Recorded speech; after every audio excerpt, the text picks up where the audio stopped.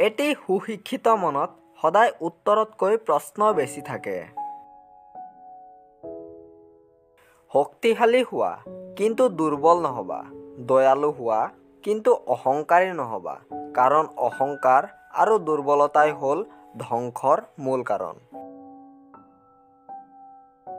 নিজক এনেভাৱে প্ৰস্তুত কৰি তোলা যাতে যিজনে পায় সি গৰ্ব কৰে আৰু যিজনে হেৰুৱায় সি আফচোচ কৰে।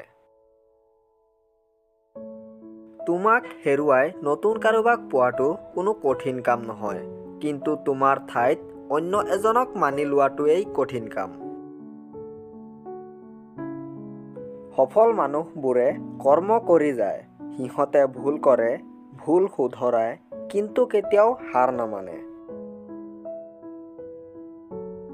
জীয়াই থাকোঁতে মানুহে সদায় নিজৰ দমত জীয়াব লাগে। আনৰ কান্ধৰ ভৰসা মৃতদেহেহে কৰে শ্মশান যাত্ৰা কৰিবলৈ। সত্যৰ মুখামুখি হ'বলৈ ভয় নকৰিবা, যি কাপুৰুষ তেওঁহে সত্যৰ মুখামুখি হ'ব নোৱাৰে। মই ইয়াত ক'তো হিন্দু বা মুছলমান দেখা নাই, যি দেখিছোঁ সেয়া মাত্ৰ মানুহ। মানুহক কন্দুৱাই ঈশ্বৰক পূজা কৰি লাভ নাই। মানুহৰ মুখত হাঁহি বিৰিঙাব পাৰিলেই ঈশ্বৰক পূজা কৰা হয়। কাৰো অন্যায় নকৰিবা, মিছা কথা নকবা আৰু হিংসা নকৰিবা। তুমি যি দেখুওৱা তাতকৈ তোমাৰ বেছি থকা উচিত, আৰু তুমি যি জানা তাৰ তুলনাত তোমাৰ কম কথা কোৱা উচিত। মানুহ এদিন মৰিবই লাগিব, সেইবাবে দুখ কৰি মৰাতকৈ বিনা দুখে মৰা বেছি ভাল। যি চাকি নিজেই নজ্বলে সেই চাকিয়ে আনক জ্বলাব কেনেকৈ? শিক্ষা নথকা মানুহ এজন শুকান কাঠৰ দৰে।